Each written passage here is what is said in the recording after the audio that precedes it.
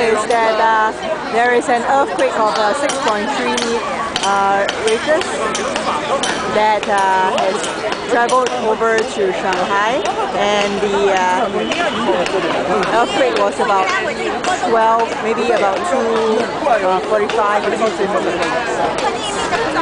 So everybody's just waiting around now because we don't really know what to do. So there's all this crowd, and I believe all the office workers have all like evacuated downstairs, trying to find an open space so that nobody can collect from us. Right, Singhan?